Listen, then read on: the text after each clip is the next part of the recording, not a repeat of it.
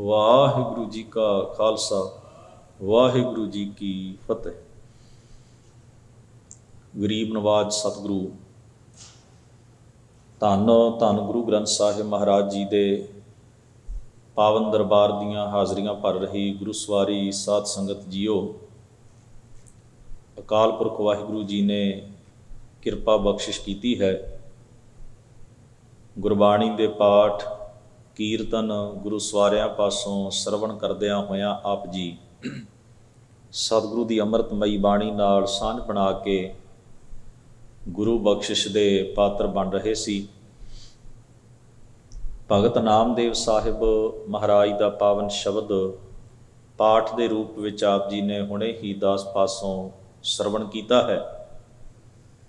ਗੁਰੂ ਗ੍ਰੰਥ ਸਾਹਿਬ ਜੀ ਦੇ ਅੰਕ ਨੰਬਰ 1252 ਉੱਤੇ ਇਹ ਪਾਵਨ ਸ਼ਬਦ ਸੁਭਾਈਮਾਨ ਹੈ। ਸ਼ਬਦ ਨੂੰ ਸਤਿਗੁਰੂ ਜੀ ਨੇ ਆਰੰਭ ਕਰਦਿਆਂ ਸੰਖੇਪ ਮੰਗਲਾਚਰਨ ਅੰਕਿਤ ਕੀਤਾ ਹੈ। ਇੱਕ ਓੰਕਾਰ ਸਤਿਗੁਰ ਪ੍ਰਸਾਦ। ਉਹ ਪਰਿਪੂਰਨ ਪਰਮੇਸ਼ਰ ਵਾਹਿਗੁਰੂ ਇੱਕ ਹੈ, ਇੱਕ ਰਸ ਸਾਰੀ ਕਾਇਨਾਤ ਕੁਦਰਤ ਵਿੱਚ ਵਿਆਪਕ ਹੈ। ਉਸ ਦੀ ਹਸਤੀ ਸਦੀਵ ਕਾਲ ਸੱਚ ਹੈ। ਗੁਰੂ ਦੇ ਪ੍ਰਸਾਦ, ਗੁਰੂ ਦੀ ਕਿਰਪਾ, ਗੁਰੂ ਦੀ ਮਿਹਰ ਦੇ ਨਾਲ ਸਤਿਗੁਰੂ ਦੀ ਬਖਸ਼ਿਸ਼ ਨੂੰ ਮਾਣਦਿਆਂ ਹੋਇਆਂ ਜੀਵ ਨੂੰ ਉਸ ਸਰਵ ਵਿਆਪਕ ਪਰਮੇਸ਼ਰ ਦੀ ਸੋਝੀ, ਉਸ ਦਾ ਅਹਿਸਾਸ ਹੁੰਦਾ ਹੈ। ਸ਼ਬਦ ਦਾ ਸਿਰਲੇਖ ਹੈ, ਸਾਰੰਗ ਬਾਣੀ ਨਾਮ ਦਿਓ ਜੀ ਕੀ। ਰਾਗ ਦਾ ਨਾਮ ਸਾਰੰਗ ਹੈ। ਭਗਤ ਨਾਮਦੇਵ ਸਾਹਿਬ ਮਹਾਰਾਜ ਦੇ ਇਸ ਸਿਰਲੇਖ ਹੇਠ ਇੱਥੇ ਕੁੱਲ 3 ਸ਼ਬਦ ਇਸ ਰਾਗ ਦੇ ਵਿੱਚ ਦਰਜ ਨੇ। ਸੋ ਇਹ ਪਾਵਨ ਸ਼ਬਦ ਇੱਥੋਂ ਆਰੰਭ ਹੁੰਦਾ ਹੈ। ਪਹਿਲੀਆਂ 2 ਪੰਕਤੀਆਂ ਰਹਾਉ ਵਾਲਾ ਬੰਦ ਹਨ। ਕਾਏ ਰੇ ਮਨ ਦਿਖਿਆ ਬਨ ਜਾਏ, ਭੂਲੋ ਰੇ ਠੱਗ ਮੂਰੀ ਖਾਏ। ਗਰੀਬ ਨਵਾਜ ਮਨ ਨੂੰ ਸੰਬੋਧਨ ਹੁੰਦਿਆਂ ਹੋਇਆਂ ਫਰਮਾਉਂਦੇ ਨੇ, ਹੇ ਮੇਰੇ ਮਨ ਕਿਉਂ ਵਿਉ ਭਰੇ ਜ਼ਹਿਰ ਭਰੇ ਜੰਗਲ ਦੇ ਵਿੱਚ ਭਟਕ ਰਿਹਾ ਹੈ। ਇੱਕ ਮਨੁੱਖ ਨੇ ਰਸਤੇ ਬਣਾਏ, ਰਾਹ ਡਿਸਾਈਡ ਕੀਤੇ ਇੱਕ ਜਗ੍ਹਾ ਤੋਂ ਦੂਜੀ ਜਗ੍ਹਾ ਜਾਣ ਵਾਸਤੇ। ਜਦੋਂ ਕੋਈ ਵਿਅਕਤੀ ਲੰਮੇ ਸਫ਼ਰ ਦੇ ਉੱਤੇ ਨਿਕਲਦਾ ਹੈ ਤਾਂ ਉਸ ਦੀ ਪਹਿਲੀ ਕੋਸ਼ਿਸ਼ ਇਹ ਹੁੰਦੀ ਹੈ ਕਿ ਜਿਸ ਮੰਜ਼ਿਲ ਤੱਕ ਮੈਂ ਜਾਣਾ ਹੈ ਉੱਥੇ ਰਸਤਾ ਵਧੀਆ ਹੋਵੇ। ਕਈ ਵਾਰ ਉਬੜ ਖੋਬੜ ਰਸਤੇ ਦੇ ਉੱਤੇ ਬੰਦਾ ਮੇਨ ਰਸਤੇ ਨੂੰ ਛੱਡ ਕੇ ਜਦੋਂ ਪੈ ਜਾਂਦਾ ਹੈ ਤੇ ਬੜੀ ਤਕਲੀਫ ਉਹਨੂੰ ਭੋਗਣੀ ਪੈਂਦੀ ਹੈ। ਜਦੋਂ ਪਰੇਸ਼ਾਨ ਹੁੰਦਾ ਉਹਨੂੰ ਕੋਈ ਸੁਚੱਜਾ ਰਸਤਾ ਅੱਗੋਂ ਨਹੀਂ ਲੱਭਦਾ। ਜਿਹੜਾ ਰਸਤਾ ਬੰਦਾ ਆਪਣੀ ਮਰਜ਼ੀ ਨਾਲ ਲੈ ਲਵੇ, ਕਈ ਵਾਰ ਉਹ ਮਨੁੱਖ ਨੂੰ ਕਿਤੇ ਹੋਰ ਹੀ ਲੈ ਜਾਂਦਾ ਹੈ। ਬੜਾ ਜ਼ਿਆਦਾ ਸਫ਼ਰ ਵੀ ਕਰਨਾ ਪੈਂਦਾ ਹੈ ਤੇ ਮੰਜ਼ਿਲ ਵੀ ਨਹੀਂ ਮਿਲਦੀ। ਇਸ ਵਾਸਤੇ ਬੜੇ ਸਿੱਧੇ ਰਸਤੇ ਜਿਹੜੇ ਡਿਸਾਈਡ ਕੀਤੇ ਗਏ। ਆਪਾਂ ਅਣਜਾਣ ਬੰਦੇ ਨੂੰ ਇਹੀ ਕਹਿੰਦੇ ਹਾਂ, ਜੇ ਤੈਨੂੰ ਨਹੀਂ ਪਤਾ ਤੇ ਤੂੰ ਇਹ ਰਸਤਾ ਛੱਡਣਾ ਨਹੀਂ, ਇਸ ਮੇਨ ਰਸਤੇ ਦੇ ਉੱਤੇ ਹੀ ਤੂੰ ਤੁਰੇ ਜਾਣਾ।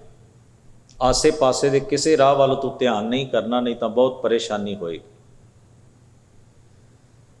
ਇਸੇ ਤਰ੍ਹਾਂ ਕੋਈ ਮਨੁੱਖ ਸਿੱਧਾ ਸਾਦਾ ਰਸਤਾ ਛੱਡ ਕੇ ਜੰਗਲ ਦੇ ਵਿੱਚ ਦੀ ਸਫ਼ਰ ਕਰਨਾ ਸ਼ੁਰੂ ਕਰ ਲੈ, ਜਿੱਥੇ ਉਸ ਨੂੰ ਨਾ ਦਿਸ਼ਾ ਦਾ ਪਤਾ ਚੱਲਦਾ ਹੈ, ਜਿੱਥੇ ਉਸ ਨੂੰ ਨਾ ਇਹ ਪਤਾ ਲੱਗਦਾ ਹੈ ਵੀ ਮੈਂ ਜਿਸ ਜਗ੍ਹਾ 'ਤੇ ਪਹੁੰਚਣਾ ਉਹ ਕਿਹੜੀ ਤਰਫ ਕਿਸ ਦਿਸ਼ਾ ਵਿੱਚ ਹੋਏਗੀ। ਨਾ ਹੀ ਉਸ ਜੰਗਲ ਦੇ ਵਿੱਚੋਂ ਉਹਨੂੰ ਕੋਈ ਪਗਡੰਡੀ ਲੱਭਦੀ ਹੈ ਵੀ ਉਹ ਬਾਹਰ ਨਿਕਲ ਜਾਏ। 4 ਸ਼ੁਫੇਰੇ ਕਈ ਕੋਹਾਂ ਤੱਕ ਜੰਗਲ ਹੀ ਜੰਗਲ ਹੈ।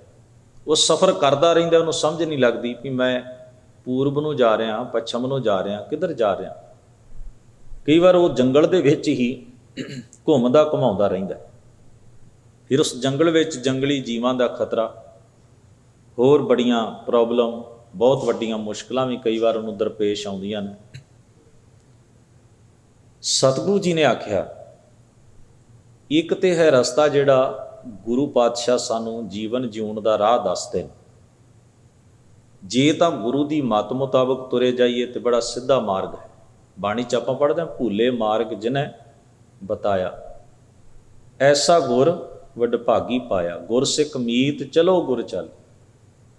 ਜੋ ਗੁਰ ਕਹੈ ਸੋਈ ਭਲ ਮਾਨੋ ਹਰ ਹਰ ਕਥਾ ਨਿਰਾਲੀ।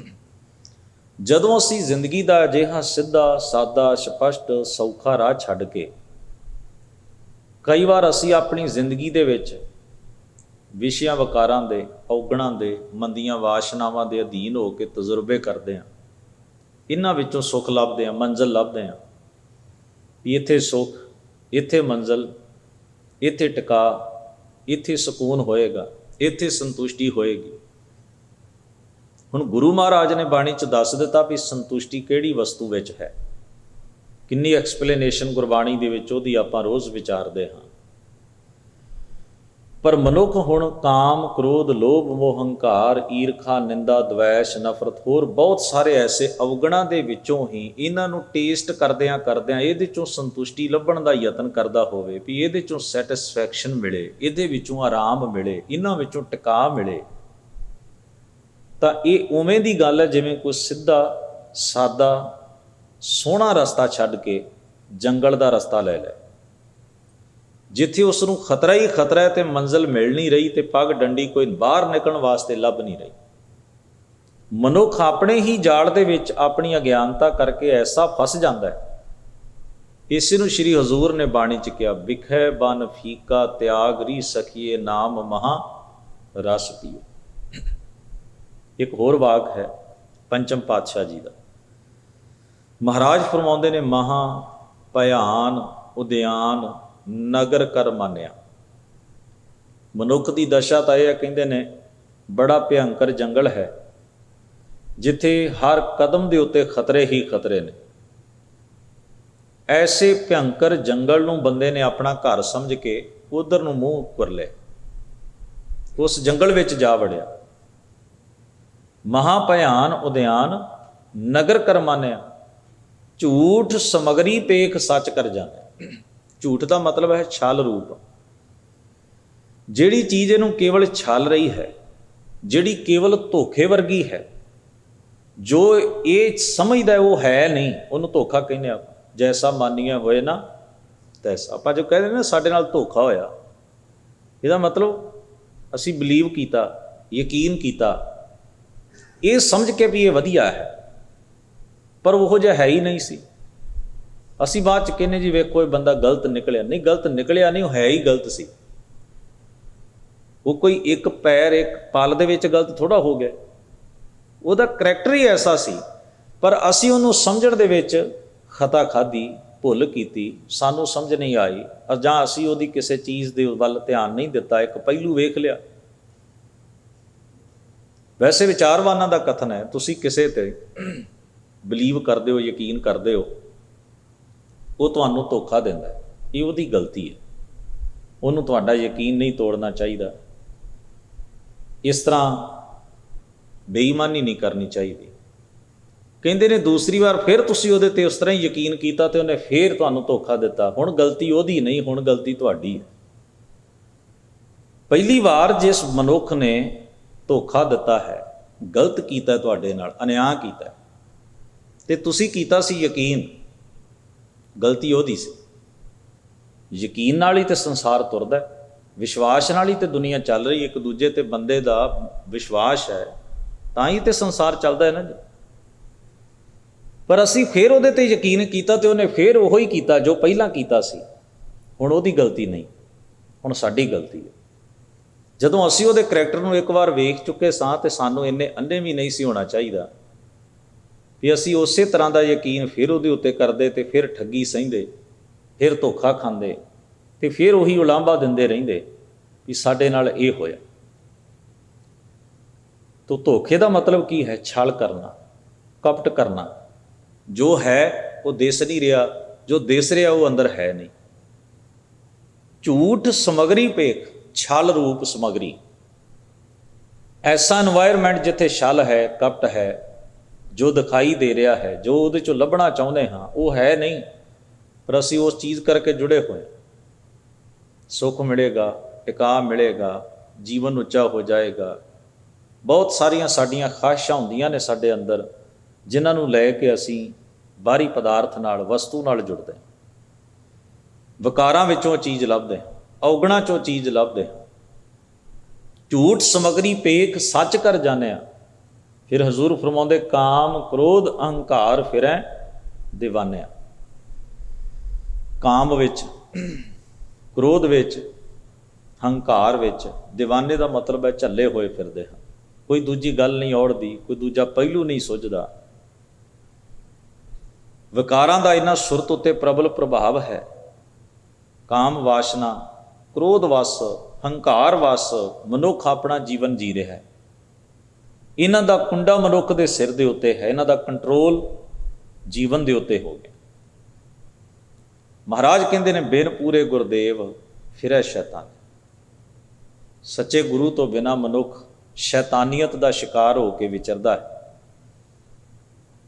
ਤੋ ਇਸ ਤੇ ਬਚਨ ਕੀਤਾ ਮਹਾਰਾਜ ਨੇ, ਕਹਿੰਦੇ ਨੇ ਵਿਖਿਆ ਬਨ ਕਾਹੇ ਰੇ, ਕਾਹਦੇ ਲਈ ਤੂੰ ਵਿਕਾਰਾਂ ਦੇ ਇਸ ਜ਼ਹਿਰੀਲੇ ਜੰਗਲ ਵਿੱਚ ਭਟਕ ਰਿਹਾ ਹੈ। ਭੂਲੋ ਰੇ ਠੱਗ ਮੂਰੀ ਖਾਏ। ਭੂਲੋ ਦਾ ਮਤਲਬ ਭਰਮ ਵਿੱਚ ਭੁੱਲਿਆ, ਧੋਖੇ ਦਾ, ਛਲ ਦਾ, ਕਪਟ ਦਾ ਸ਼ਿਕਾਰ ਹੋਇਆ ਹੋਇਆ। ਠੱਗ ਮੂਰੀ ਦਾ ਮਤਲਬ ਹੈ ਠੱਗ ਬੂਟੀ, ਧਤੂਰਾ ਆਦਿਕ ਐਸੀ ਚੀਜ਼। ਪੁਰਾਣੇ ਸਮਿਆਂ ਵਿੱਚ, ਹੁਣ ਤਾਂ ਕ੍ਰਾਈਮ ਡਿਜੀਟਲ ਹੋ ਗਿਆ। ਸਾਧਨਾਂ ਦੇ ਨਾਲ ਨਾਲ ਜਿੰਨੀ ਅਵੇਅਰਨੈਸ ਆਈ ਹੈ, ਜਿੰਨੇ ਸਾਧਨ ਆਏ ਨੇ, ਕ੍ਰਾਈਮ ਦੇ ਤਰੀਕੇ ਵੀ ਬਦਲ ਗਏ।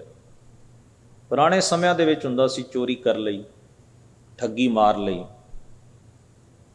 ਤੇ ਜਾਂ ਫਿਰ ਲੁੱਟ ਲਿਆ। ਤਿੰਨਾਂ ਸ਼ਬਦਾਂ 'ਚ ਥੋੜ੍ਹਾ ਥੋੜ੍ਹਾ ਫਰਕ ਹੈ। ਚੋਰੀ ਕੀਤੀ ਜਾਂਦੀ ਹੈ ਪਿੱਠ ਪਿੱਛੇ, ਠੱਗੀ ਮਾਰੀ ਜਾਂਦੀ ਹੈ ਯਕੀਨ ਬਣਾ ਕੇ, ਤੇ ਲੁੱਟਿਆ ਜਾਂਦਾ ਹੈ ਜ਼ੋਰ ਦੇ ਨਾਲ।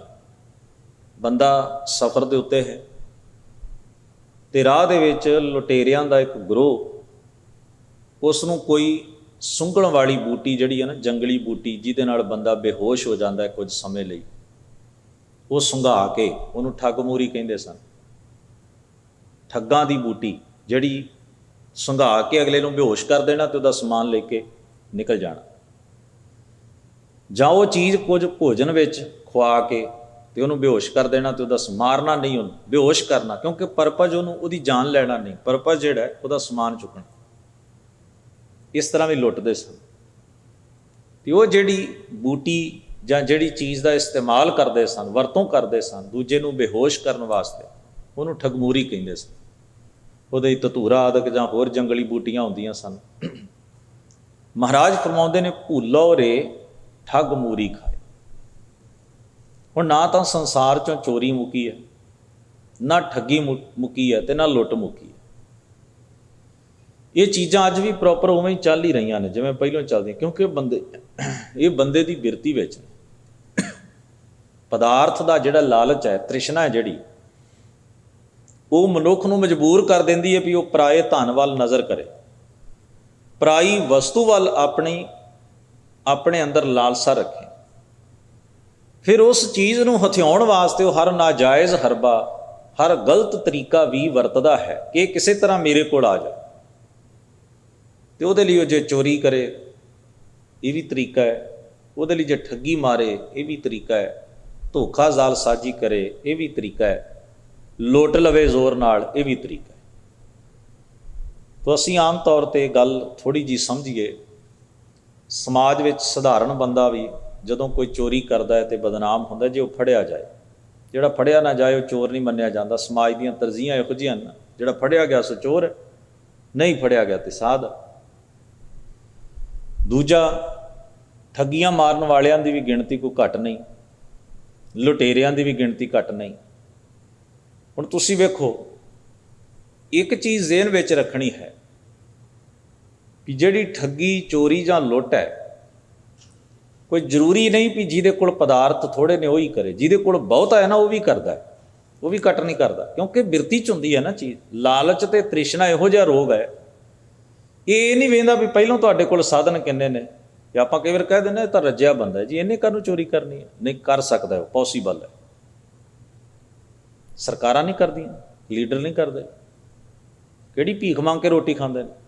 ਹਰ ਸਾਧਨ ਉਹਨਾਂ, ਅਰਬਾਂ ਕਰੋੜਾਂ ਦੀ ਜਾਇਦਾਦ ਉਹਨਾਂ ਦੀ ਹੈ, ਕਈ ਪੀੜ੍ਹੀਆਂ ਤੱਕ ਉਹਨਾਂ ਨੇ ਆਪਣੇ ਆਪ ਨੂੰ ਦੌਲਤਮੰਦ ਬਣਾ ਲਿਆ, ਪਰ ਹਟ ਗਏ ਨਹੀਂ। ਸਧਾਰਨ ਜੇ ਬੰਦੇ ਨੂੰ ਨੌਕਰੀ ਦੇਣੀ, ਸਾਡੇ ਦੇਸ਼ 'ਚ ਤਾਂ ਚੱਲਦਾ, ਸਧਾਰਨ ਜੇ ਬੰਦੇ ਨੂੰ ਨੌਕਰੀ ਦੇਣੀ ਉਹ ਤੋਂ ਕੋਈ ਰਿਸ਼ਵਤ ਲੈ ਰਿਹਾ। ਤੇ ਰਿਸ਼ਵਤ ਕੀ ਰਿਹਾ? ਅਰਬਾਂਪਤੀ ਬੰਦਾ ਲੱਖਾਂ ਦੀ ਰਿਸ਼ਵਤ ਲੈ ਰਿਹਾ, 1 ਲੱਖ ਰੁਪਈਆ ਰਿਸ਼ਵਤ। ਹੁਣ ਉਹਨੂੰ ਕੋਈ ਜੇ ਪੁੱਛੇ ਵੀ ਤੂੰ ਤੇ ਅਰਬਪਤੀ ਹੈ, ਤੂੰ ਤੇ ਅਰਬਾਂਪਤੀ ਬੰਦਾ ਹੈ, ਤੇ 1 ਲੱਖ ਰੁਪਈਆ ਜੇ ਵਿਚਾਰੇ ਦਾ ਤੂੰ ਨਾਮ ਹੀ ਲਏਗਾ ਤੇ ਇਹਨੂੰ ਤੇ ਜੋਬ ਦੇ ਦੇਂਗਾ ਤਾਂ ਕੀ ਨੁਕਸਾਨ ਹੈ? ਤੇ ਜੇ ਇਹਦਾ ਕੰਮ ਕਰਦਾ ਹੈਗਾ ਲੱਖ ਰੁਪਈਏ ਨਾਲ ਤੈਨੂੰ ਕੀ ਫਰਕ ਪੈਣਾ? ਇਹਨੂੰ ਬਹੁਤ ਪੈਣਾ। ਤੇ ਉਹਦੀ ਦਲੀਲ ਵੀ ਆਪਣੇ ਆਪ ਵਿੱਚ ਹੈ। ਉਹ ਕਹਿੰਦਾ ਇਹ ਲੱਖ ਕਰਕੇ ਤੇ ਅਰਬ ਬਣਿਆ, ਇਤਨਾ ਲੱਖ ਮੈਂ ਛੱਡਣ ਲੱਗਿਆ ਤੇ ਸਾਰਾ ਕੁਝ ਖੁਰ ਜਾਏਗਾ। ਅਸੀਂ ਹੋਰ ਤਰ੍ਹਾਂ ਸੋਚਦੇ ਹਾਂ, ਉਹ ਹੋਰ ਤਰ੍ਹਾਂ ਸੋਚਦਾ। ਹੁਣ ਉੱਥੇ ਜਿਹੜਾ ਹੈ ਰੱਜ ਕੋਈ ਨਹੀਂ, ਉਸ ਜਗ੍ਹਾ ਦੇ ਉੱਤੇ ਰੱਜ ਕੋਈ ਨਹੀਂ, ਸੰਤੁਸ਼ਟੀ ਕੋਈ ਨਹੀਂ। ਹਮੇਸ਼ਾ ਇਹ ਧਿਆਨ ਹੈ ਵੀ ਆਉਂਦਾ ਕਿਵੇਂ ਆ ਰਿਹਾ। ਇੱਕ ਸਟੇਟ ਜਿਹੜੀ ਹੈ ਦੂਜੀ ਸਟੇਟ ਦੇ ਜਿਹੜੇ ਨੈਚੁਰਲ ਰਿਸੋਰਸਸ ਨੇ ਉਹਨਾਂ ਨੂੰ ਇੱਥੇ ਆਉਣ ਵਾਸਤੇ ਜੰਗਾਂ ਲਾ ਦਿੰਦੀ। ਹਜ਼ਾਰਾਂ ਲੋਕ ਮਾਰੇ ਜਾਂਦੇ ਨੇ, ਘਰ ਢਹਿ ਜਾਂਦੇ ਨੇ, ਗਰੀਬੀ ਗੁਰਬਤ ਆ ਜਾਂਦੀ, ਬੇਰੁਜ਼ਗਾਰੀ ਫੈਲ ਜਾਂਦੀ ਹੈ, ਸਾਧਨ ਖਤਮ ਹੋ ਜਾਂਦੇ ਨੇ। ਪਰ ਸਰਕਾਰਾਂ ਤੁਸੀਂ ਵੇਖੋ, ਦੂਸਰੇ ਮੁਲਕ ਦੂਸਰੀ ਸਟੇਟ ਦੀ ਨੈਚੁਰਲ ਰਿਸੋਰਸਸ ਜਿਹੜੇ ਨੇ ਉਹਨਾਂ 'ਤੇ ਕੰਟਰੋਲ ਕਰਨ ਵਾਸਤੇ, ਆਪਣੇ ਕੋਲ ਬਹੁਤ ਨੇ ਉਹ ਨਹੀਂ ਵਰਤਣੇ, ਦੂਜੇ ਮੁਲਕ ਦੇ ਵਰਤਣ ਵਾਸਤੇ ਉਹਨਾਂ ਨਾਲ ਜੰਗ ਛੇੜਦੀ। ਔਰ ਕਈ ਦਹਾਕੇ ਜੰਗਾਂ ਚੱਲਦੀਆਂ ਰਹਿੰਦੀਆਂ। ਕਿੰਨਾ ਖਰਚਾ ਹੁੰਦਾ, ਉਹ ਖਰਚਾ ਲੋਕਾਂ ਦੇ ਟੈਕਸਾਂ ਤੋਂ ਪੂਰਾ ਕੀਤਾ ਜਾਂਦਾ ਹੈ। ਸਿਪਾਹੀ ਮਰਦੇ ਹਨ, ਨਵੇਂ ਭਰਤੀ ਕਰ ਲਏ ਜਾਂਦੇ ਨੇ। ਇਹ ਸਾਰੇ ਦਾ ਸਾਰਾ ਇੱਕ ਚੱਕਰਵਿਊਹ ਕਾਹਦੇ ਵਾਸਤੇ ਹੈ? ਲਾਲਚ ਵਾਸਤੇ, ਕਿ ਸਾਡੇ ਕੋਲ ਹੀ ਨੇ, ਦੂਜਿਆਂ ਦੇ ਉੱਤੇ ਵੀ ਸਾਡਾ ਕੰਟਰੋਲ ਹੋਵੇ। ਉਸ ਮੁਲਕ ਦੇ ਵਿੱਚ ਰਹਿਣ ਵਾਲੇ, ਉਸ ਧਰਤੀ ਤੇ ਰਹਿਣ ਵਾਲੇ ਜਿਹੜੇ ਲੋਕ ਨੇ ਉਹ ਵੀ ਸਾਡੇ ਰਹਿਮੋ ਕਰਮ ਦੇ ਉੱਤੇ ਜੀਣ। ਜੋ ਉਹਨਾਂ ਦੀ ਧਰਤੀ ਦੇ ਵਿੱਚ ਪਿਆ ਹੈ ਉਹਦੇ ਉੱਤੇ ਵੀ ਅਸੀਂ ਕਾਬਜ ਹੋ ਜਾਈਏ। ਹੁਣ ਉਹ ਲੁਟੇਰੇ ਜਿਹੜੇ ਨੇ ਉਹ ਥੋੜ੍ਹੇ ਸਫੈਦ ਪੋਸ਼ ਹੁੰਦੇ ਨੇ, ਬੜੇ ਜੈਂਟਲਮੈਨ ਬਣ ਕੇ ਰਹਿੰਦੇ ਨੇ, ਬੜੀ ਲਗਜ਼ਰੀ ਲਾਈਫ ਵਿੱਚ ਰਹਿੰਦੇ ਨੇ। ਉਹਨਾਂ ਨੂੰ ਅਸੀਂ ਲੁਟੇਰੇ ਨਹੀਂ ਕਹਿੰਦੇ। ਇਹ ਜਿਹੜੀ ਚੀਜ਼ ਹੈ ਵੀ ਲਾਲਚ, ਸਵਾਰਥ, ਤ੍ਰਿਸ਼ਨਾ ਜਦੋਂ ਤੁਹਾਡੇ ਅੰਦਰ ਜ਼ੋਰ ਪਾਉਂਦੀ ਹੈ ਤਾਂ ਤੁਹਾਡਾ ਧਿਆਨ ਦੂਜੇ ਦੀ ਵਸਤੂ ਵੱਲ, ਪਰ ਧਨ, ਪਰ ਗ੍ਰਹਿ ਵੱਲ ਜਾਂਦਾ ਹੈ, ਪਰਾਏ ਘਰ ਵੱਲ ਤੱਕਣਾ ਜਾਂਦਾ। ਫਿਰ ਉਹਨੂੰ ਹਾਸਲ ਕਰਨ ਲਈ ਨਾਜਾਇਜ਼ ਹਰਬਾ ਵਰਤਣਾ ਵੀ ਬੰਦਾ ਆਪਣਾ ਕਰਮ ਸਮਝ ਲੈਂਦਾ, ਫਰਜ਼ ਸਮਝ ਲੈਂਦਾ ਹੈ, ਕਿਉਂਕਿ ਉਹ ਅੰਦਰ ਦੀ ਬਣਤਰ ਤੋਂ ਮਜਬੂਰ ਹੈ। ਪਾਤਸ਼ਾਹ ਜੀ ਇਸੇ ਨੂੰ ਕਹਿੰਦੇ, ਕਾਏ ਰੇ ਵਿਖਿਆ ਬਨ ਜਾਏ, ਭੁੱਲੋ ਰੇ ਠੱਗ ਮੂਰੀ ਖਾਏ। ਹੇ ਭਰਮ ਵਿੱਚ ਭੁੱਲੇ ਹੋਏ, ਤੂੰ ਨੀਮ ਬੇਹੋਸ਼ੀ ਦੀ ਹਾਲਤ ਵਿੱਚ ਹੈ ਤੇ ਮੋਹ ਦੀ ਠੱਗ ਬੂਟੀ ਖਾ ਬੈਠਾ। ਤੈਨੂੰ ਮੋਹ ਦੀ ਬੇਹੋਸ਼ੀ ਚੜੀ ਹੋਈ ਹੈ, ਤੈਨੂੰ ਹੋਸ਼ ਨਹੀਂ ਕੋਈ। ਜਿਨ੍ਹਾਂ ਚੀਜ਼ਾਂ ਦੇ ਲਾਲਚ ਵਿੱਚ ਤੂੰ ਗਦਰ ਮਚਾ ਰੱਖਿਆ ਹੈ, ਤਬਾਹੀ ਸਿਰਜ ਰੱਖੀ ਹੈ, ਜੀਵਨ ਨੂੰ ਪਲੀਤ ਕਰ ਰੱਖਿਆ ਹੈ, ਇਹੋ ਜਿਹਾ ਲੁੱਟ ਖਸੁੱਟ ਵਾਲਾ ਤੂੰ ਆਲੇ ਦੁਆਲੇ ਮਾਹੌਲ ਪੈਦਾ ਕਰ ਲਿਆ ਹੈ, ਇਹ ਸਾਰਾ ਕੁਝ ਇੱਥੇ ਦਾ ਇੱਥੇ ਧਰਿਆ ਧਰਾਇਆ ਹੀ ਰਹਿ ਜਾਣਾ, ਕੋਈ ਨਾਲ ਨਹੀਂ ਜਾਣਾ। ਇਸ ਨੇ ਤੇਰੀ ਕੋਈ ਸਹਾਇਤਾ ਨਹੀਂ ਕਰਨੀ। ਜੋ ਪਹਿਲਾਂ ਇਹ ਕੁਝ ਕਰਦੇ ਦੁਨੀਆ ਜਹਾਨ ਤੋਂ ਤੁਰ ਗਏ, ਉਹ ਕਿਹੜਾ ਕੁਝ ਨਾਲ ਲੈ ਗਏ। ਕਹਿੰਦੇ ਨੇ ਅਹਿਮਦ ਸ਼ਾਹ ਅਬਦਾਲੀ ਨੇ ਆਪਣੇ ਆਖਰੀ ਸਮੇਂ ਬਿਮਾਰ ਜ਼ਿਆਦਾ ਸੀ ਤੇ ਇੱਛਾ ਜ਼ਾਹਰ ਕੀਤੀ ਕਿ ਫੌਜ ਦੀ ਮਸ਼ਕ ਵੇਖਾਂ। ਨਕਸ਼ੇ ਵਿਛਾਏ ਗਏ, ਖਜ਼ਾਨੇ ਵਿੱਚ ਜਿੰਨਾ ਕੁਝ ਸੀ ਉਹ ਦੱਸਿਆ ਗਿਆ। ਮੁਨੀਮ ਬੈਠ ਗਏ ਹਿਸਾਬ ਕਿਤਾਬ ਦੱਸਣ ਲਈ। ਨਕਸ਼ਿਆਂ ਦੇ ਉੱਤੇ ਧਿਆਨ ਮਾਰਦਾ ਵੀ ਮੈਂ ਇੱਥੋਂ ਤੱਕ ਗਿਆ, ਇੰਨਾ ਇਲਾਕਾ ਫਤਿਹ ਕੀਤਾ, ਇੰਨੀਆਂ ਥਾਵਾਂ ਜਿੱਤੀਆਂ, ਇੱਥੋਂ ਇੰਨਾ ਮੈਨੂੰ ਖਰਾਜ ਆਉਂਦਾ ਹੈ, ਟੈਕਸ ਆਉਂਦਾ ਹੈ, ਇੱਥੋਂ ਇੰਨਾ ਆਉਂਦਾ ਹੈ, ਇੰਨਾ ਕੁਝ ਮੇਰੇ ਖਜ਼ਾਨੇ, ਹੀਰੇ ਜਵਾਹਰਾਤ, ਸੋਨਾ ਚਾਂਦੀ ਸਭ ਕੁਝ ਵਿਛਾ ਕੇ ਐਨ ਉਹਦੀ ਜਿਵੇਂ ਨੁਮਾਇਸ਼ ਕੀਤੀ ਗਈ। ਤੇ ਬੰਦਾ ਅਜੇ ਵੀ ਪਛਤਾਵੇ ਵਿੱਚ ਹੈ। ਕਹਿੰਦਾ ਉਮਰ ਸਾਥ ਨਹੀਂ ਦੇ ਰਹੀ, ਸਰੀਰ ਹੰਭ ਗਿਆ ਹੈ, ਕਾਸ਼ ਅਜੇ ਥੋੜ੍ਹਾ ਹੋਰ ਵਕਤ ਹੁੰਦਾ। ਕੀ ਹੁੰਦਾ ਭਲਾ? ਇੱਕ ਨਕਸ਼ਾ ਹੋਰ ਵਿਛ ਜਾਂਦਾ, ਦੌਲਤ ਥੋੜ੍ਹੀ ਹੋਰ ਹੋ ਜਾਂਦੀ, 2 ਮੁਨੀਮ ਹੋਰ ਨੌਕਰੀ 'ਤੇ ਰੱਖ ਲੈ ਜਾਂਦੇ, ਵੀ ਹਿਸਾਬ ਵੱਧ ਕਰਨਾ ਪੈਂਦਾ, ਹੋਰ ਰੱਖ ਲਓ। ਉਹ ਆਪਣੀ ਵਹੀ ਖਾਤਾ ਲੈ ਕੇ ਬੈਠ, ਇੰਨਾ ਕੀ ਹੁੰਦਾ, ਇਹ ਤੋਂ ਵੱਧ ਕੀ ਹੋ ਸਕਦਾ ਸੀ? ਪਰ ਜਿਸ ਨੇ ਜ਼ਿੰਦਗੀ ਹੀ ਉਹ ਜੀਵੀ ਹੈ। ਵੈਸੇ ਅਬਦਾਲੀ ਨੂੰ ਅਫਗਾਨੀ ਬਾਬਾ ਕੌਮ ਕਹਿੰਦੇ ਨੇ। ਅਫਗਾਨਿਸਤਾਨ ਨੂੰ ਸਿਰਜਿਆ ਹੀ ਸਹੀ ਅਰਥਾਂ ਵਿੱਚ ਅਬਦਾਲੀ ਨੇ। ਸਾਡੀ ਉਹਦੇ ਨਾਲ ਇੱਟ ਪੱਥਰ ਦੀ ਟੱਕਰ ਰਹੀ ਹੈ। ਉਸਨੇ ਸਾਡੇ ਦਰਬਾਰ ਸਾਹਿਬ ਨੂੰ ਬਰੂਦ ਨੀਹਾਂ ਵਿੱਚ ਭਰ ਕੇ ਉਡਾਇਆ ਸੀ ਅਤੇ ਵੱਡੇ ਘੱਲੂ ਘਾਰੇ ਵਿੱਚ ਉਹ ਖੁਦ ਸ਼ਾਮਲ ਸੀ, ਜਿਹਦੇ ਵਿੱਚ 35 ਤੋਂ 40 ਹਜ਼ਾਰ ਦੇ ਕਰੀਬ ਸਿੱਖ ਸ਼ਹੀਦ ਹੋਏ ਸਨ। ਇਹ ਉਹ ਅਬਦਾਲੀ ਸੀ ਜਿਸ ਦਾ ਕਾਬਲ ਤੋਂ ਲੈ ਕੇ ਹਿੰਦੁਸਤਾਨ ਤੱਕ ਦਬਦਬਾ ਸੀ, ਪਰ ਸਾਡੇ ਪੁਰਖਿਆਂ ਨੇ ਇਸ ਦੀ ਪੰਜਾਬ ਦੀ ਧਰਤ ਉੱਤੇ ਇੱਕ ਨਹੀਂ ਚੱਲਣ ਦਿੱਤੀ। ਘੱਲੂ ਘਾਰੇ ਕਰਵਾਉਣ ਤੋਂ ਬਾਅਦ ਵੀ ਇਸ ਨੂੰ ਡਾਂਗ ਦੇ ਜ਼ੋਰ ਨਾਲ ਪੰਜਾਬ 'ਚੋਂ ਕੱਢਿਆ। ਉਹ ਬੜੀ ਲੰਬੀ ਹਿਸਟਰੀ ਹੈ, ਕਦੇ ਫੇਰ ਪੜ੍ਹਾਂਗੇ। ਪਰ ਮੈਂ ਗੱਲ ਕਰਦਾ ਦੂਜੇ ਖਿੱਤਿਆਂ ਨੂੰ ਲੁੱਟ ਕੇ, ਜ਼ਬਰਦਸਤੀਆਂ ਕਰਕੇ, ਦੌਲਤਾਂ ਇਕੱਠੀਆਂ ਕਰਕੇ, ਸ਼ੌਹਰਤਾਂ ਇਕੱਠੀਆਂ ਕਰਕੇ ਬੰਦਾ ਕਿਤੇ ਰੱਜਿਆ ਥੋੜ੍ਹੀ ਹੈ, ਸੰਤੁਸ਼ਟੀ ਥੋੜ੍ਹਾ ਹੋਈ ਹੈ। ਚੱਲੇ ਜੁਆਰੀ ਦੋਏ ਹੱਥ ਝਾਰ। ਜੁਆਰੀ ਜਿਹੜਾ ਹੈ ਜਦੋਂ ਸਾਰਾ ਕੁਝ ਦਾਅ 'ਚ ਹਾਰ ਜਾਂਦਾ ਤੇ ਹੱਥ ਝਾੜ ਕੇ ਉੱਠ ਕੇ ਤੁਰ ਪੈਂਦਾ। ਹੁਣ ਬਚੇ ਕੁਝ ਨਹੀਂ ਦਾਅ 'ਤੇ ਲਾਉਣ ਵਾਸਤੇ। ਇੱਕ ਸਾਹ ਹੁੰਦੇ ਨੇ ਬੰਦੇ ਦੇ, ਉਹ ਇਹੋ ਜਿਹੇ ਕੰਮਾਂ 'ਤੇ ਦਾਅ 'ਤੇ ਲਾ ਕੇ ਖੋਟਾ ਦਾਅ ਖੇਡ ਲੈਂਦਾ। ਤੋ ਇੱਥੇ ਹਜ਼ੂਰ ਫਰਮਾਉਂਦੇ ਨੇ, ਜੈਸੇ ਮੀਨ ਪਾਣੀ ਮੈਂ ਰਹਿ, ਕਾਲ ਜਾਲ ਕੀ ਸੁੱਧ ਨਹੀਂ ਲਹੈ। ਮੱਛੀ ਜਿਵੇਂ ਪਾਣੀ ਵਿੱਚ ਰਹਿੰਦੀ ਹੈ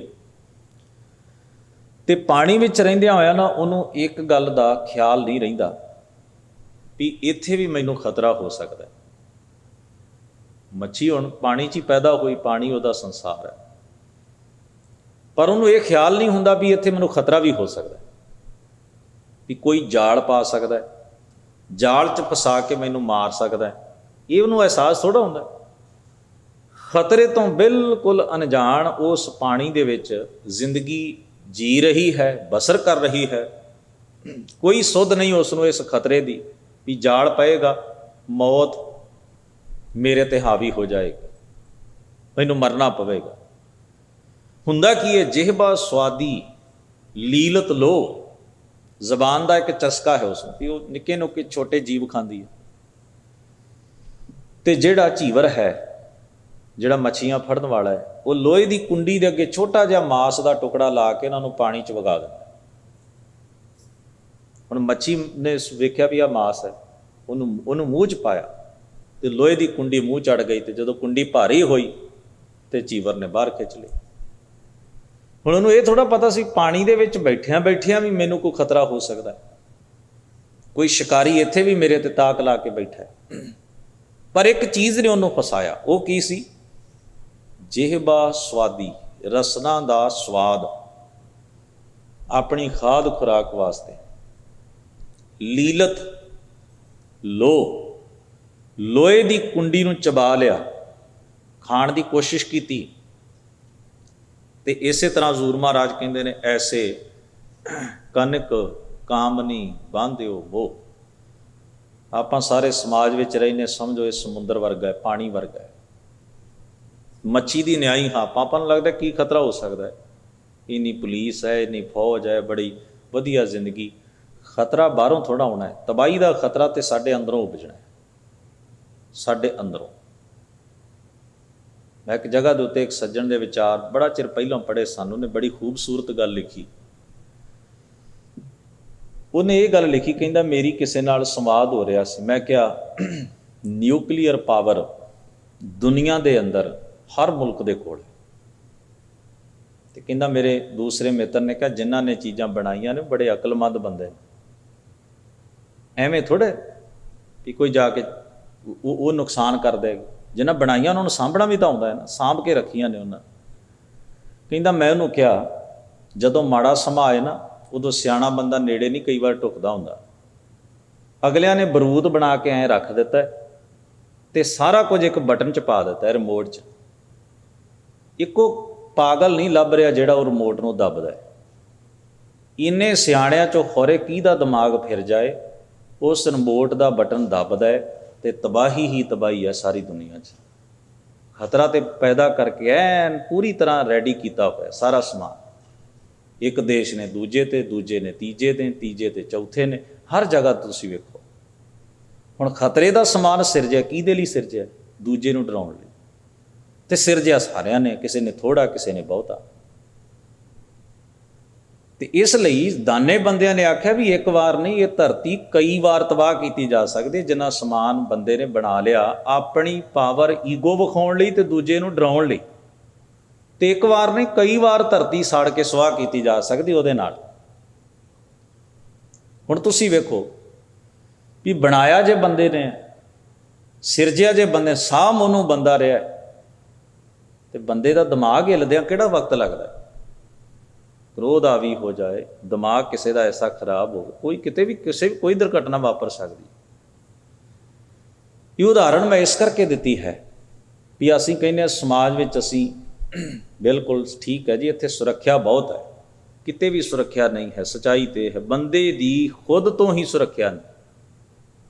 ਸਾਡੇ ਅੰਦਰ ਕਿਹੋ ਜਿਹੀ ਭਾਵਨਾ ਉਤੇਜਨਾ ਪੈਦਾ ਹੋ ਜਾਏ ਤੇ ਅਸੀਂ ਕਿਹੜੇ ਗੁਨਾਹ ਕਰ ਬਈਏ ਪਤਾ ਨਹੀਂ ਲੱਗ ਸਕਦਾ। ਸਿਚੁਏਸ਼ਨ ਕਿਹੋ ਜਿਹੀ ਬਣ ਜਾਏ, ਅੰਦਰ ਦਾ ਮਨ ਦੀ ਅਵਸਥਾ ਕਿਹੋ ਜਿਹੀ ਹੋਵੇ।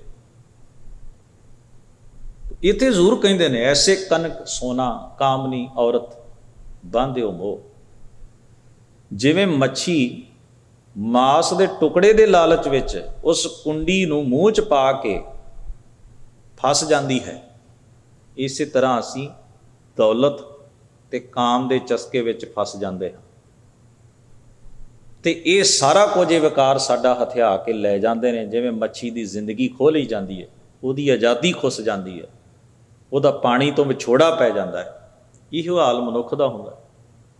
ਜਿਉਂ ਮਧ ਮਾਖੀ ਸੰਚੈ ਅਪਾਰ, ਮਧ ਲੀਨੋ ਮੁਖ ਦੀਨੀ ਛਾਰ। ਦੂਸਰੀ ਉਦਾਹਰਣ 'ਚ ਹਜ਼ੂਰ ਫਰਮਾਉਂਦੇ ਨੇ, ਮਧੂ ਮੱਖੀ ਹੈ, ਕੱਲੇ ਕੱਲੇ ਫੁੱਲ ਤੇ ਬਹਿ ਕੇ ਥੋੜ੍ਹਾ ਥੋੜ੍ਹਾ ਕਰਕੇ ਉਹ ਆਪਣੇ ਸਰੀਰ 'ਚ ਸ਼ਹਿਦ ਬਣਾਉਂਦੀ ਹੈ ਤੇ ਉਹ ਛੱਤੇ ਵਿੱਚ ਭਰਦੀ ਰਹਿੰਦੀ ਹੈ, ਭਰਦੀ ਰਹਿੰਦੀ ਹੈ। ਕਿੰਨਾ ਵਕਤ, ਕਿੰਨੀ ਮਿਹਨਤ, ਕਿੰਨਾ ਸਫ਼ਰ, ਜੇ ਉਹਦੇ ਹਿਸਾਬ ਨਾਲ ਸੋਚੋ ਤਾਂ ਫਿਰ ਕੀ ਹੁੰਦਾ ਹੈ। ਮਧ ਲੀਨੋ ਮੁਖ ਦੀਨੀ ਛਾਰ। ਤੇ ਇੱਕ ਬੰਦਾ ਆਉਂਦਾ, ਉਹ ਮੱਖੀਆਂ ਨੂੰ ਪਾਸੇ ਹਟਾਉਂਦਾ ਹੈ, ਸਾਰਾ ਛੱਤਾ ਸ਼ਹਿਦ ਦਾ ਇਕੱਠਾ ਕਰਕੇ ਚਲਿਆ ਜਾਂਦਾ ਹੈ। ਮੱਖੀਆਂ ਨੂੰ ਕੀ ਛਾਰ ਸੁਆਹ ਬਚਦੀ ਹੈ। ਉਹਨਾਂ ਦੇ ਕੋਲ ਕੁਝ ਮਤਲਬ ਹਜ਼ੂਰ ਕਹਿੰਦੇ ਨੇ ਤੁਸੀਂ ਚਾਹੇ ਬੇਈਮਾਨੀ ਕਰ ਲਓ, ਝੂਠ ਪਖੰਡ ਜੋ ਮਰਜ਼ੀ ਕਰ, ਤੁਸੀਂ ਇਕੱਠਾ ਕਰ ਲੈਂਦੇ ਹੋ, ਢੇਰ ਬਣਾ ਲੈਂਦੇ ਹੋ। ਇੱਕੋ ਹੀ ਪੈਦਾ ਹੁੰਦਾ ਹੈ ਪਰਿਵਾਰ 'ਚ। ਕਈ ਵਾਰ ਅਸੀਂ ਥੋੜ੍ਹਾ ਥੋੜ੍ਹਾ ਕਰਕੇ ਨਾ ਸਾਰੇ ਸ਼ਹਿਰ 'ਚ ਅਸੀਂ ਬਦਨਾਮੀ ਖੱਟਦੇ ਰਹਿ ਜਾਂਦੇ ਹਾਂ। ਲੋਕ ਕਹਿੰਦੇ ਵੇਖੋ ਜੀ ਸਾਡਾ ਬਣਦਾ ਹੱਕ ਵੀ ਨਹੀਂ ਦਿੱਤਾ, ਇਹ ਸਾਡੇ ਇੱਕ ਇੱਕ ਪੈਸਾ ਵੀ ਇਹਦੀ ਵੀ ਘਪਲਾ ਕਰਦਾ ਹੈ। ਅਸੀਂ ਥੋੜ੍ਹਾ ਥੋੜ੍ਹਾ ਕਰਕੇ ਬਦਨਾਮੀ ਸਹਾਰ ਕੇ ਇਕੱਠਾ ਕਰ ਲੈਂਦੇ ਹਾਂ। ਉਹ ਇੱਕੋ ਐਸਾ ਸ਼ੇਰ ਜੰਮਦਾ, ਉਹ ਸਾਰਾ ਕੁਝ ਇੱਕੇ ਵਾਰ ਹੀ ਲੈ ਜਾਂਦਾ ਰੋੜ ਕੇ।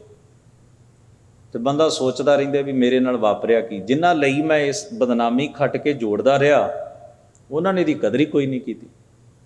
ਤੇ ਆਇਆ ਇਵੇਂ ਸੀ, ਜਾਣਾ ਵੀ ਐਵੇਂ ਹੀ ਸੀ। ਇਹ ਸਾਰਾ ਕੁਝ ਇਵੇਂ ਹੀ ਚਲਿਆ ਜਾਂਦਾ ਹੈ। ਤੋ ਇੱਥੇ ਹਜ਼ੂਰ ਅਗਲੀ ਉਦਾਹਰਣ ਵਿੱਚ ਕਹਿੰਦੇ, ਗਊ ਬਾਸ਼ ਕੋ ਸੰਚੈ ਖੀਰ। ਗਊ ਜਿਹੜੀ ਹੈ, ਜਿਵੇਂ ਉਹਦੇ ਥਣਾ ਵਿੱਚ ਦੁੱਧ ਆਉਂਦਾ ਹੈ ਉਹਦੇ ਬਛੜੇ ਵਾਸਤੇ, ਪਰ ਵੱਛਾ ਛੱਡਿਆ ਜਾਂਦਾ ਹੈ, ਗਾਂ ਪਸਮ ਜਾਂਦੀ ਹੈ, ਗਲਾ ਬਾਂਧ ਤੇ ਉਸ ਵੱਛੇ ਨੂੰ ਗਲ ਤੋਂ ਬੰਨ੍ਹ ਕੇ ਪਾਸੇ ਕਰਕੇ ਦੋਹ ਲੈ। ਦੋਹ ਦਾ ਮਤਲਬ ਹੈ ਚੋ ਲੈਣਾ। ਅਹੀਰ ਗੁੱਜਰ ਜਿਹੜਾ ਪਸ਼ੂ ਪਾਲਣ ਵਾਲਾ ਹੈ, ਗਵਾਲਾ, ਸਾਰਾ ਦੁੱਧ ਆਪ ਚੋ ਲੈਂਦਾ। ਇਸ ਉਦਾਹਰਣ ਦਾ ਤਾਤਪਰਜ, ਇਸ ਉਦਾਹਰਣ ਦਾ ਭਾਵ ਵੀ ਇਹੋ ਹੀ ਹੈ।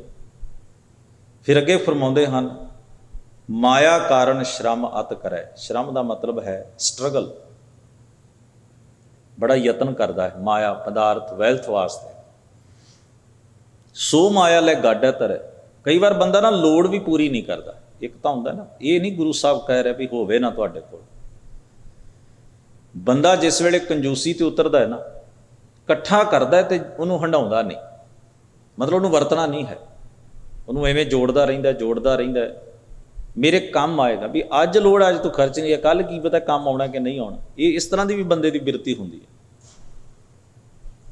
ਕਹਿੰਦੇ ਨੇ ਉਹਨੂੰ ਧਰਤੀ 'ਚ ਪੁਰਾਣੇ ਲੋਕ ਇਸ ਤਰ੍ਹਾਂ ਹੀ ਕਰਦੇ ਸਨ, ਘੜਿਆਂ 'ਚ ਪਾ ਕੇ ਜ਼ਮੀਨ 'ਚ ਦੱਬ ਦੇਣਾ। ਉਹ ਕਈਆਂ ਦੇ ਸਦੀਆਂ ਬਾਅਦ ਨਿਕਲਦੇ ਨੇ।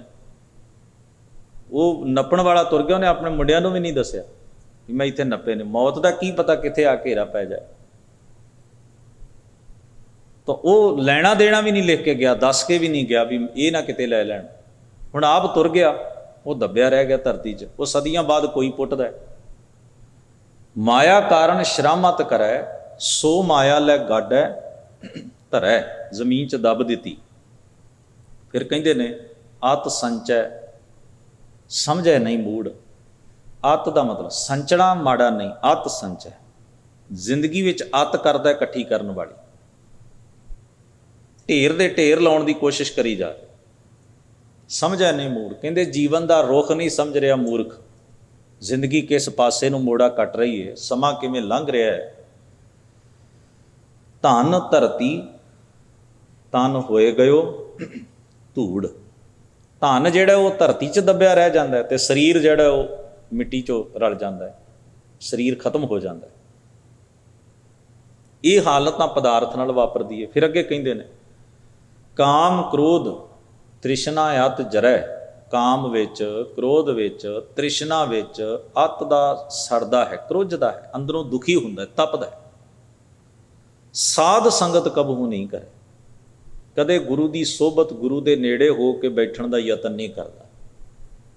ਕਾਮ ਵਾਸ਼ਨਾ ਵਿੱਚ ਹਰ ਸਾਰਾ ਵਕਤ ਬਤੀਤ ਕਰਦਾ ਹੈ, ਮੈਂਟਲੀ, ਫਿਜ਼ੀਕਲੀ, ਕ੍ਰੋਧ ਵਿੱਚ, ਤ੍ਰਿਸ਼ਨਾ ਵਿੱਚ, ਪਰ ਕਦੇ ਇਹਦੇ ਅੰਦਰ ਸਾਧ ਸੰਗਤ, ਗੁਰੂ ਦੀ ਸੋਬਤ, ਗੁਰੂ ਦੇ ਨੇੜੇ ਹੋ ਕੇ ਬੈਠਣ ਦਾ ਚਾਓ, ਜਗਿਆਸਾ, ਭਾਵਨਾ, ਇੱਛਾ ਪੈਦਾ ਨਹੀਂ ਹੁੰਦੀ। ਤੇ ਮਹਾਰਾਜ ਫਰਮਾਉਂਦੇ ਨੇ ਕਹਿਤ ਨਾਮ ਦਿਓ ਤਾਚੀ ਆਣ। ਇਹ ਨਾਮ ਦੇ ਵਾਕ ਜਿਹੜੇ ਜੀਵ ਆ ਉਪਰੋਕਤ ਜੀਵਨ ਜੀ ਰਹੇ ਹਨ, ਉਹਨਾਂ ਨੂੰ ਪ੍ਰੇਰਣਾ ਕਰ ਕਿ ਉਸ ਵਾਹਿਗੁਰੂ ਦੀ ਸ਼ਰਨ ਲਓ, ਅਕਾਲ ਪੁਰਖ ਵਾਹਿਗੁਰੂ ਦਾ ਧਿਆਨ, ਉਸ ਪਰਮੇਸ਼ਰ ਵਾਹਿਗੁਰੂ ਦੀ ਯਾਦ ਵਿੱਚ ਵੀ ਜੁੜੋ। ਇੱਧਰ ਵੀ ਇੱਕ ਜੀਵਨ ਹੈ। ਫਰਮਾਉਂਦੇ ਹਨ ਨਿਰਭੈ ਹੋਏ ਭਜੀਐ ਭਗਵਾਨ। ਇਹ ਭਾਈ ਨਿਰਭੈ, ਨਿਰਭੈ ਦਾ ਮਤਲਬ ਹੁੰਦਾ ਸੰਸਾ, ਡਰ, ਲੋਕ ਲੱਜਿਆ ਦਾ ਡਰ ਤਿਆਗ ਕੇ ਉਸ ਵਾਹਿਗੁਰੂ ਨੂੰ ਭਜੋ, ਭਾਵ ਜਪੋ, ਸਿਮਰੋ, ਯਾਦ ਕਰੋ। ਜੋ ਸਿਰਜਣਹਾਰ ਹੈ, ਇਹ ਵੇਖੋ ਉਹਦਾ ਹੁਕਮ ਕਿਵੇਂ ਵਾਪਰ ਰਿਹਾ ਹੈ। ਇਹ ਸੰਸਾਰ ਵਿੱਚ ਕੋਈ ਵਸਤੂ ਥਿਰ ਨਹੀਂ ਹੈ। ਜੋ ਸਾਡੇ ਕੋਲ ਅਵੇਲੇਬਲ ਹੈ ਉਸ ਨੂੰ ਤੁਸੀਂ ਹੰਡਾਓ, ਲੋੜ ਉਸ ਤੋਂ ਪੂਰੀ ਕਰੋ। ਪਰਾਏ ਘਰ ਔਰ ਪਰਾਏ ਧਨ ਨੂੰ ਤੱਕਣਾ ਬੰਦ ਕਰੋ। ਇਵੇਂ ਪਰਮੇਸ਼ਰ ਵਾਹਿਗੁਰੂ ਨੂੰ ਸਿਮਰ ਕੇ ਹੀ ਇਹ ਉੱਚਾ ਜੀਵਨ ਜਿਹੜਾ ਹੈ ਇਹ ਮਾਣਿਆ ਜਾ ਸਕਦਾ ਹੈ। ਪਾਤਸ਼ਾਹ ਮਿਹਰ ਕਰਨ, ਭੁੱਲਾਂ ਚੁੱਕਾਂ ਦੀ ਖਿਮਾ। ਸਭਨਾਂ ਦਾ ਧੰਨਵਾਦ। ਅਦਬ ਸਹਿਤ ਫਤਿਹ ਸਾਂਝੀ ਕਰੀਏ। ਵਾਹਿਗੁਰੂ ਜੀ ਕਾ ਖਾਲਸਾ, ਵਾਹਿਗੁਰੂ ਜੀ ਕੀ ਫਤਿਹ।